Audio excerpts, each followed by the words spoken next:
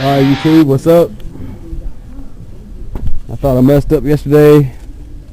Didn't make a good video of this damn fuel pump I put in here. Well, guess what? Big surprise, I bought an Airtex fuel pump. Or well, I didn't. I wouldn't have done that. The customer bought an Airtex fuel pump from AutoZone. So, I now have to remove this son of a bitch and take it back out. My first step is going to be to remove this plastic skid plate here by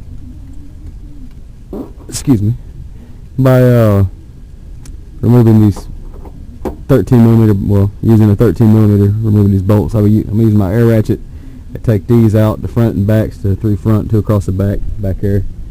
And then there's one here that I might have to use a ratchet on. This one here you have to use a combination wrench, and you can use a ratchet on this one, the driver's side toward the front. Alright, well, I'm going to get started, and I'll show you what it looks like in the next step.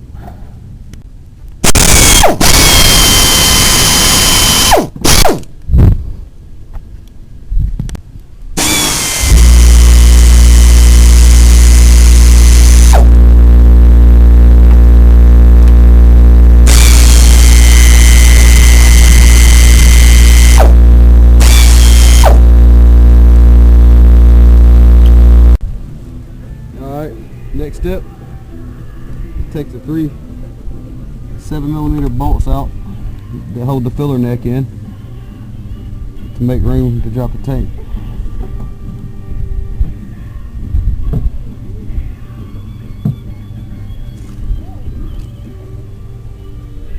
Alright, once that's done,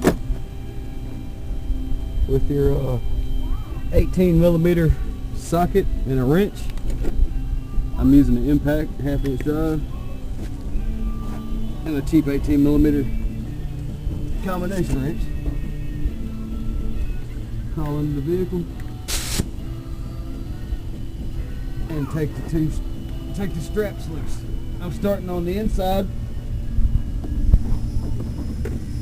taking these loose because the other side will hold the tank in.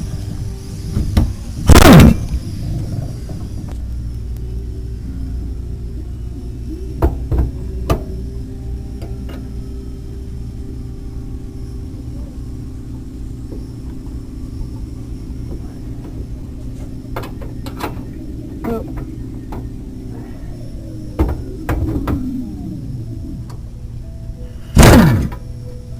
2.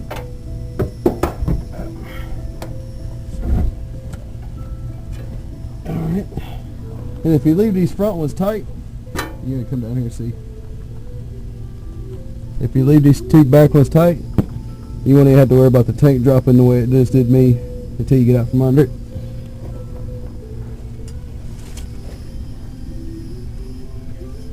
And now you want to get you a jack under there and a board. Support the tank while you take the last 2 bolts out, 2 nuts out.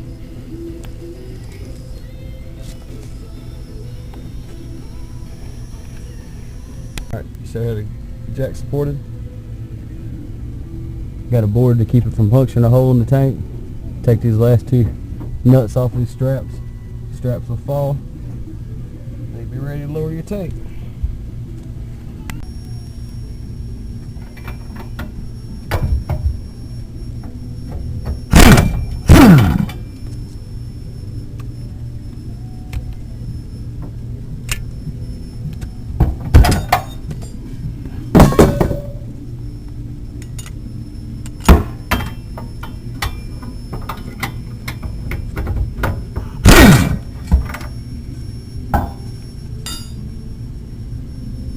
Once that's done, set your straps aside and carefully lower your tank just enough to get to the top of the sending unit. Alright, now that you can get to it, unbolt your unscrew your worm clamp at your vent tube. disconnect your wiring harness here, and the ground at the frame, wherever the ground goes to. This one happens to be right here, back of the frame under the tailgate.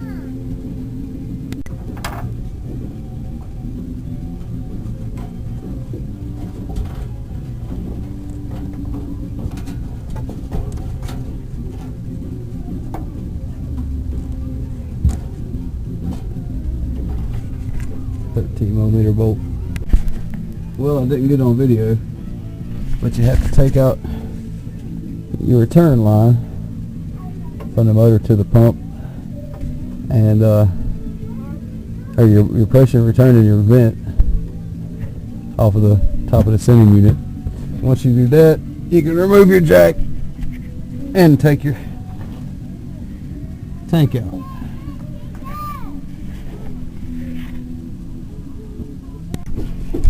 I forgot. Gotta take the vent, or gotta take the filler neck loose from the tank as well. Oh, sorry about the crappy camera work.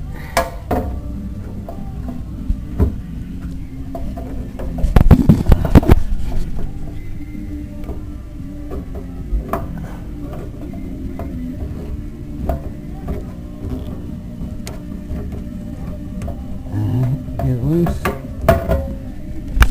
Slide the clamp up out of your way so they can catch it and cause it to be tight.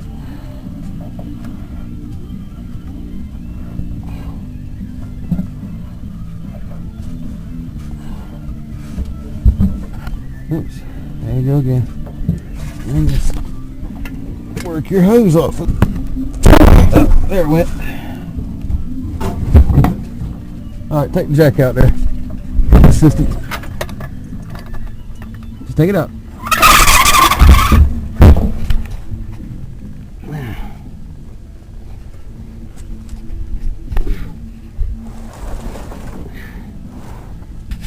Oh.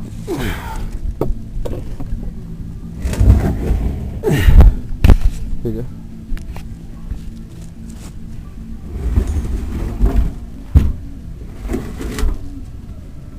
Alright, for the next part, you're going to need a hammer and a good flathead screwdriver, or problem, or whatever.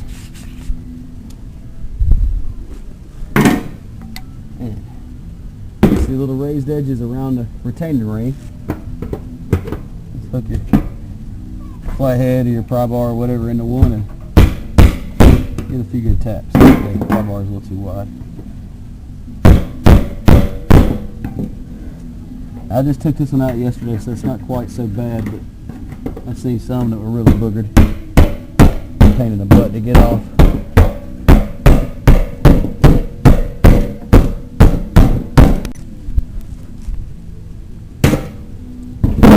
Ring comes off, pump comes out.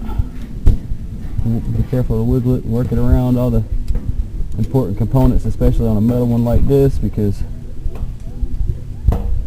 you won't be replacing the whole unit, only the pump. This sock is aggravating. You gotta be real careful not to mess up your float for your sending unit, fuel level sending unit. On to the next part. This pump I just bought yesterday. Here's the boxes. This pump I took out yesterday. I just dropped my book. But so now what I have to do is remove this old pump. And you do so by removing these two, or loosening these two screws on your worm clamp here.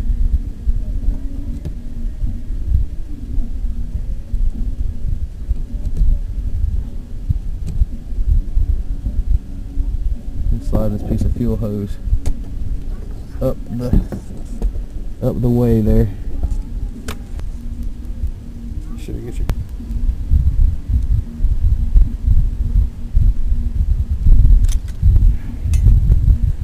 then you have the strainer, which if you have a situation like this, renders a perfectly good strainer absolutely useless. And once you put it on the pump, it's not really made to come back off.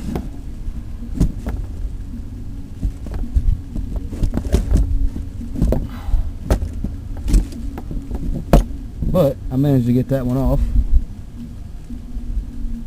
So we're going to repackage this thing, take it back to AutoZone, and let them know that their Airtex pump didn't work. If you ever see that name on a box of a fuel pump you're about to buy, walk out of the store. Don't buy it. Every Airtex I've ever bought, I've had a problem with. My blue 95 Tahoe, just replaced the pump on it a few months back. The first pump I put in didn't work. It worked well enough to crank the truck and drive it, but it didn't work. So, here I have the situation again, which my Tahoe is the second Tahoe I've had, and that's the second time I've had the exact problem with that same type of vehicle with this Airtex pump. So, I'm going to take all this crap back, and we will get you a video when I get another pump.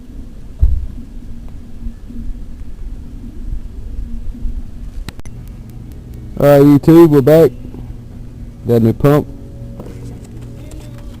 Had to get the Airtex strainer because that's all Riley had in stock.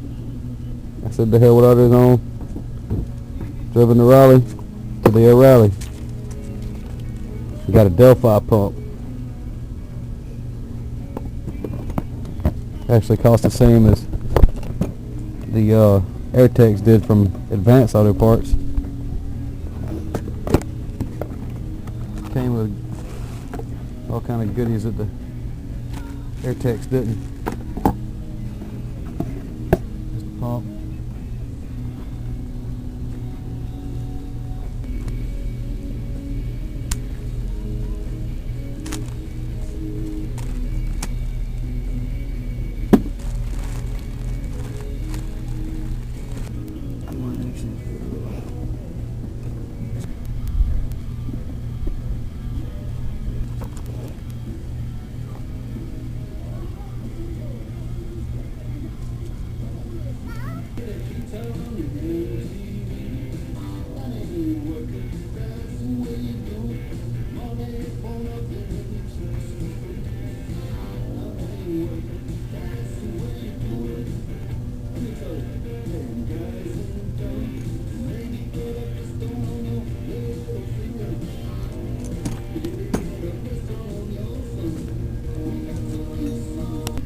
Alright, you plug in your wiring harness back to your pump. Tighten your two little worm clamps here.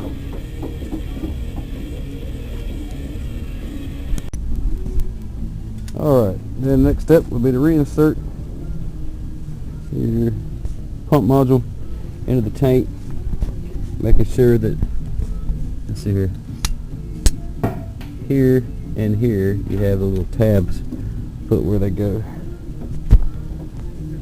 And since I don't believe I could do this, I'll just have to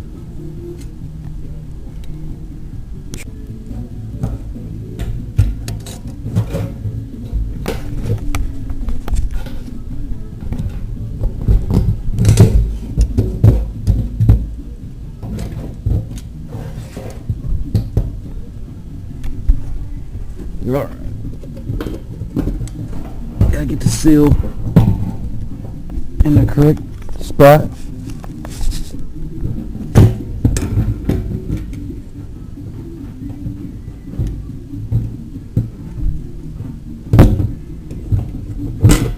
Pump in the correct location.